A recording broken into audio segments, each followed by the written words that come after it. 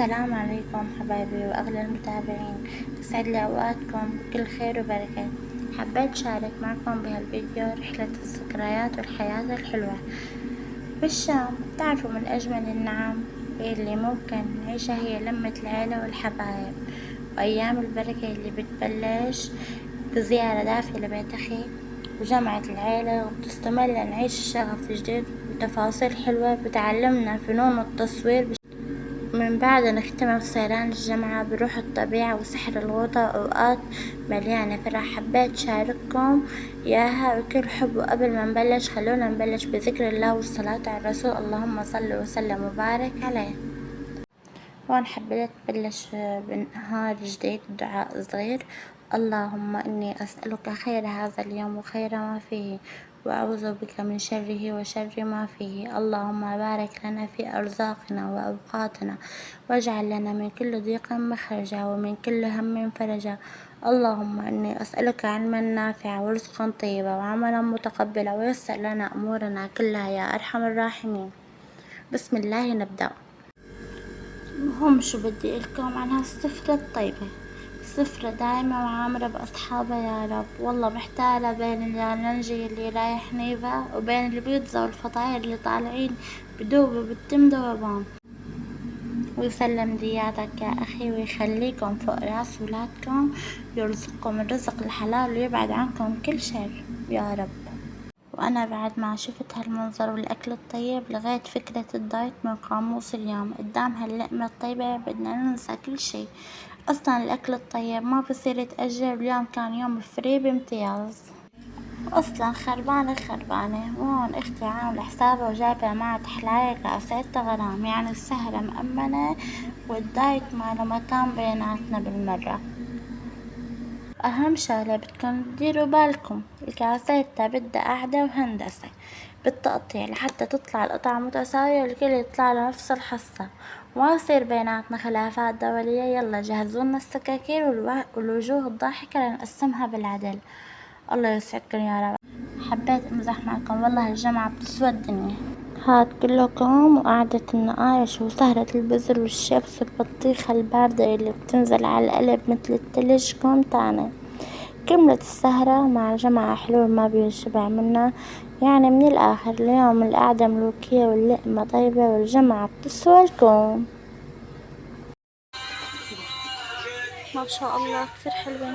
هلا صار في تخرج بنت خالي وحابة هيك اخذ لها هدية، لقيت هدول هيك مناسبين اكتر شي. هلا هي صواني شو 120 ها؟ يا حبيبتي الثلاثة ايه. يا عيني على حديقة العدوي شو بتشرح القلب، والأشجار الخضرا بتفتح النفس. والله هالمنظر لحاله بده لقطة كاميرا. قبل ما نوصل ونبلش بدورة التصوير فتحت لي نفسي على التصوير من هلا، ويا رب تطلع هالدورة وش خير علينا ونستفاد منها ونصير نصور لقطات احترافية تاخد العقل. وقد ما لفينا ورحنا تبقى شوارع الشام وطرقاتها إلها نكهة وسحر خاص بيمسح القلب. شوفولي هالخضار وهالجمال، تحسوا الحيطان والشجر عم يحكوا قصة، وكل زاوية فيها بتفتح النفس وبتعطيك طاقة وراحة مو طبيعية. فعلا الشام شام جنتنا على الأرض وما في أحلى من مشاويرها. وصدقوني الشام مو بس شوارع وبيوت، الشام هدات بال ونفس دافي ما بتلاقيه بأي مكان تاني بالعالم. بتحس بجمالها وحنيتها بكل حارة وكل شجرة ياسمين، حتى النسمة فيها بترد الروح وبتنسيك التعب كله. الله يحمي هالبلد ويديم جمالها ويخلينا دائما عم نمشي بأمان بشوارعها يلي بتشرح القلب. لك شوفولي شوارع الشام كيف عم تبتسم الصبح، بتحسي حتى الهوا هون بيحكي شامي وبيغسل القلب غسل. مو حرام هالجمال كله وهالطرقات اللي بتشرح القلب نمرق منها وما نبلش نطبق عليها دروس التصوير من هلا؟ ايه والله الواحد شو ما تعب وشو ما شاف بتبقى لمتنا وتمشايتنا بهالشوارع الطيبة بتسوى الدنيا وما فيها. الشام بتضل مثل الأم، بتضمك بحنيتها وبتنسيكي كل همومك بنسمة وحدة من هواها. الله لا يحرمنا من مشاوير الشام، طرقاتها اللي بتشرح القلب وترد الروح بكل لقطة وبكل نظرة. وهون وصلنا أنا وأختي على جلسة التصوير، والهمة عالية وما بيكمل الروقان والتركيز قبل ما نقعد نشرب فنجان القهوة اللي بعدل الراس لحتى نبلش يومنا برواق ونطلع بأحلى اللقطات.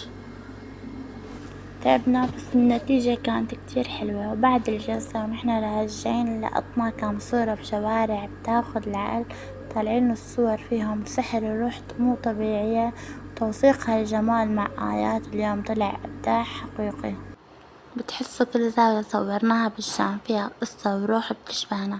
والله التصوير بهالشوارع إله متعة تانية وبرد الروح. الله يديم هالجمعة يا أختوتي، وإن شاء الله دايما منضل سوا عم نوثق أحلى الذكريات وأجمل لقطات ببلدنا الحنونة. نتمشى هلأ بهالشوارع والطريق لساته قدامنا، بحس كل خطوة عم نمشيها سوا يا آيات فيها دفى من طبيعة الشام عم تلهمنا بكل زاوية بكل حارة عم نمرق من مشينا. هاد لحاله حكاية حلوة عم يخلينا نحس بقيمة اللحظة وقديه جمعتنا كأخوات بتسوى الدنيا كلها.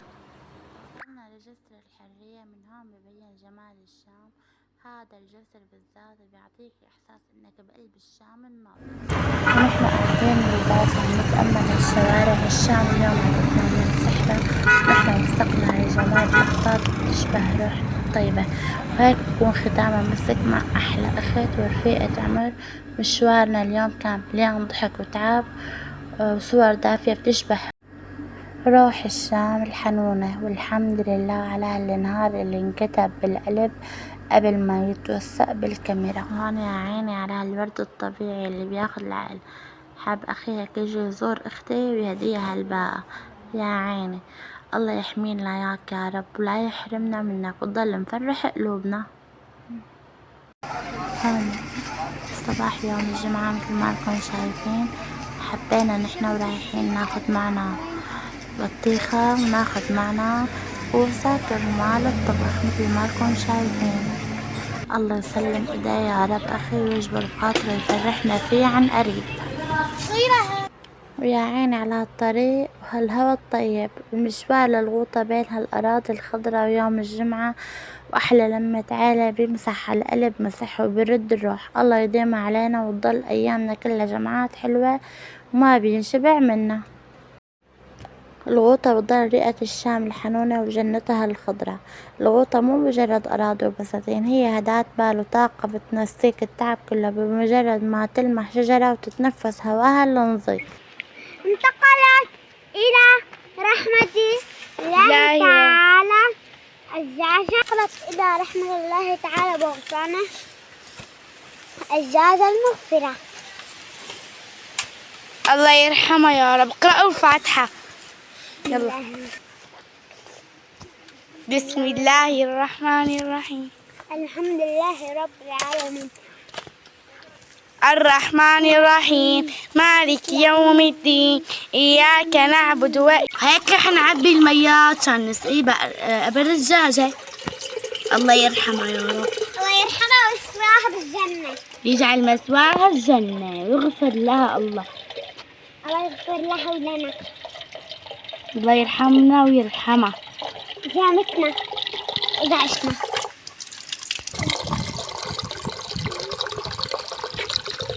يلا روحي هي عند البقر عند هاي الدجاجة قصدي. ما عم تصور لازم يطلع الصوت. ماتت.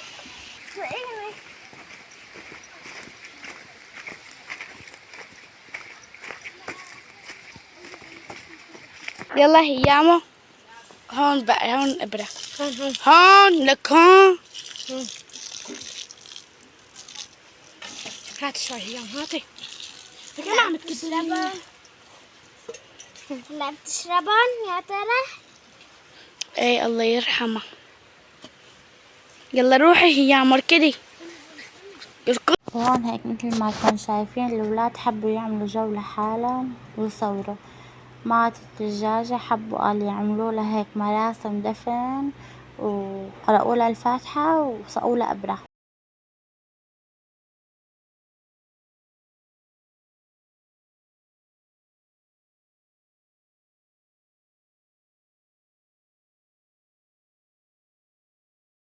هلا هون عم نفضي لنا المي، غسلناها منيح كرمال هلا نبلش حشي فيه.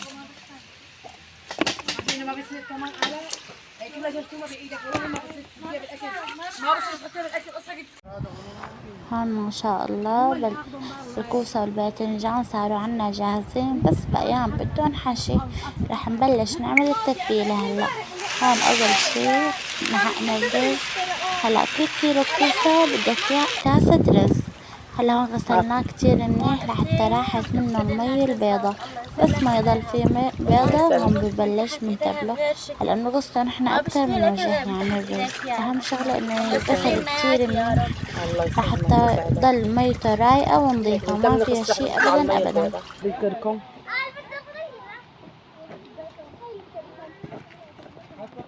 هلا إجباري بدك تحطي الكركم قبل الملح مشان يحلحل على الرز، ما هيك بيقولوا يعني. حط الكمون الخشن. لا تقولوا لي ما بنحط الله كمون خشن للمحاشي، بنحط الله، نحن بنحط. طالع المي هيك. يلا حطها. هلا رح نرش الفلفل ورح نحط كمان اللحمه والدرنات. هي الاكله كثير بتحب الدرنات. هلا بتقولوا شو هي الدرنات؟ هي يعني مثل اللي هي بالخروف تنحط لاكلات الرز مشان تطلع مسقسقه، يعني احسن من السمنه كفائده، احسن من السمنه. هي المهدرجه.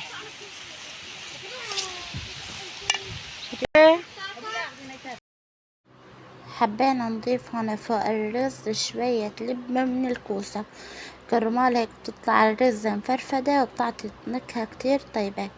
يلي بحط منها بقلب التتبيلة تبع الكوسة يكتب لنا بالتعليقات. راح نحط ملح سكر، رشي ملح، اسخي بالملح لانه هي اكله بتغذ ملح، ما طيبه محلونه. سمعانين امي هي على المرتخي حتعمل الترند، هلا بصور لكم اياه. حتخطب الكوسايه للباذنجانايه والمعزين يجيبوا المحابس والورد. مين المعزين؟ عزموا اليبرا، اليبرا اليوم ما عازمينه، اليبرا اليوم ما له معزوم. هلا مع بعضهم. بسم الله. كان لازم اجيب معي كفوف يا عيني، بس ما برتاح والله انا يا اختي بالكفوف، مالي متعوده. انا هيك بتلبك، بدي اغسل ايدي وصوبونن منيح واشتغل بايدي. هلا هو اهم شيء الواحد يكون غسل ليف ايديه وما في اظافر طويله يعني. والله انا بس يكون في اظافر طويله سبحان الله ما بحب.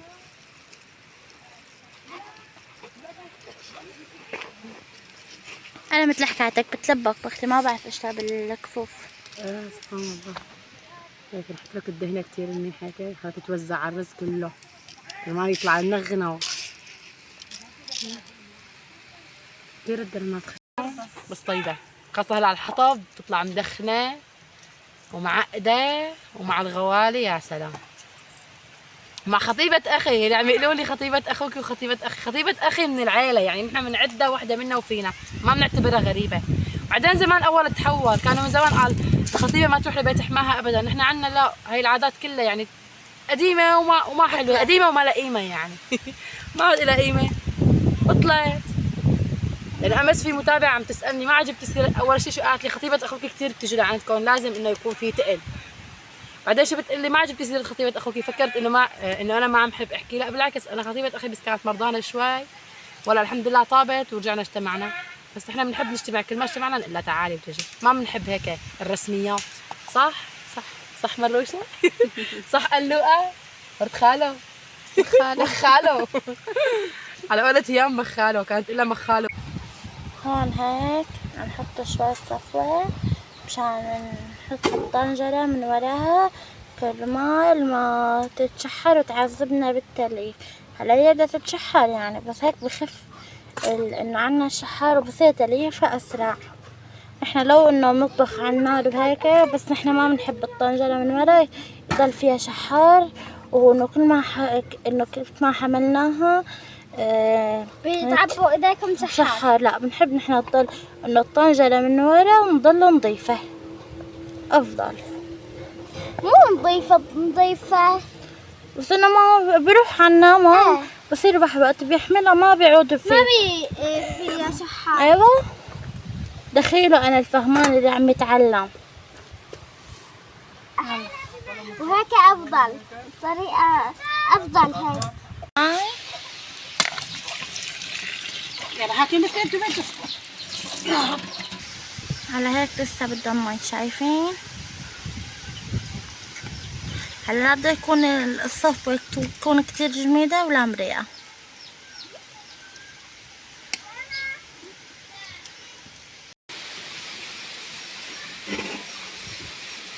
ايش بتبين؟ مشان اذا تشحرت بضل تليفها سهل، عرفتي؟ نغسلها ما علق عليها شحار ما بيأثر.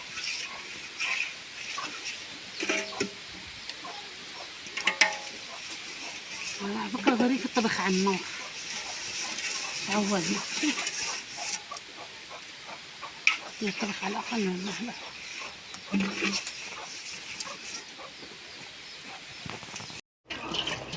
بسم الله. هون بلشنا نحط النصفة تبع الكوسة على النار. يعني هيك طريقة سريعة لبين ما تسخن المي. بكون هن خلص حشي الكوسايات، نحنا مشان نستغل الوقت يعني. هون بابا الله يخلي لنا يا رب ويديمه فوق راسنا، لأنا عم شغل النار وعم اتعذب فيها، عم حب هو يشغل لي اياها. الله يسلم ايديه يا رب ويديمه فوق راسنا. صدقوني الطبخ على النار إله متعة وسحر تاني. الأكل اللي بيطلع نفسه بياخد العقل، وخصوصا ريحة الحطب وهي عم تطلع مع الطبخة. عن جد أكل النار بركته وطعمته ما في منه. أنا عن جد من عشاق إني أنا أقعد جنب الطبخة وهيك أدير بالي عليها وأحط لها الحطب كتير كتير إلي مراق. وهون بعد ما سخنت المي بنزل الكوسة والباذنجان على المي السخنة، وطبعا ما بننسى نضيف إلها الملح والدبس البندورة حتى تتشرب الملح، ما ينقص ملح، تطلع المرقة تبعها طيبة ومزة. يعني أهم شغلة هون شايفين يعني حطيناهم الكوسة ضفنا لهم دبس البندورة معهم فورا. أهم شغلة الحمض وقت يعني يقربوا لحتى يستووا بنضيف الحمض كرمال إنه الكوسة ما تضل هيك شادة وتستوي عنا.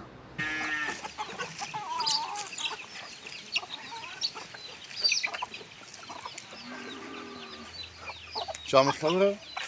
تعي تعي تعي تعي تعي تعي. حلوة الملطمة.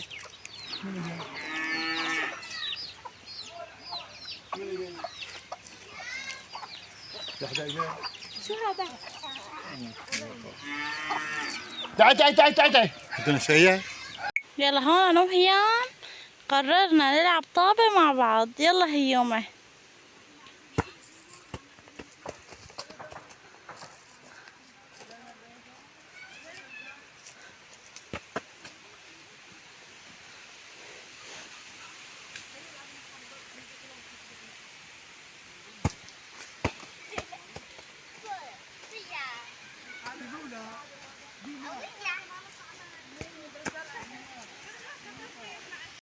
وهون بلشنا نسكب الكوسة والباذنجان ما شاء الله، بس للأسف ما حصلنا نفضي نحن المرقة بعدين نسكب الكوسة، لأنه ما شاء الله كان يعني الطنجرة سخنة أول شغلة، تاني شغلة يعني ثقيلة ما بنحسن نحملها لحالنا. رح نعمل قسم للباذنجان وقسم للكوسة. شايفين ما شاء الله يعني الكوسة كل وحدة طالعة أو أختها مثل ما بيقولوا. الله يسلم ايدينا يا رب ويعطينا العافية. طبعا هون اجانا ضيوف، اجوا بيت عمي واجوا بيت عمي. الله يديم الجماعات الحلوة يا رب وما يحرمنا من بعض. شوفوا لي هالنتيجة ما شاء الله، سفرة بتاخد العقل. الله يا رب يديم هالجماعات. عبودة يا حلو يا قطة. وهون عبودي ابن أخي الله يا رب يحميه لأهله. هون قاعد، قال عم يسوق سيارة، عم يقول عن قال عم يدق انه الموتور او هيك مفكر حاله. القهوة ما بتنشرب هيك، بتنشرب هيك. هيك مع ام اللول ومع مرت اخي وخطيبة اخي وبنت عمي. ما شاء الله، الله يديم اللمات الحلوة. امين. وهيك بنكون وصلنا لنهاية الفيديو اللي جمعنا فيه أحلى اللقطات من قلب الشام ولمتنا الغالية ببيت أخي، وختمناها بهالروقان والطبخ على النار بغوطتنا الخضرة. إن شاء الله تكونوا استمتعتوا معنا بهاللحظات الدافية. لا تنسوا تدعمونا بلايك وتشتركوا بالقناة، ونشوفكم بمشوار جديد وفيديو جديد إن شاء الله. والسلام عليكم ورحمة الله تعالى وبركاته.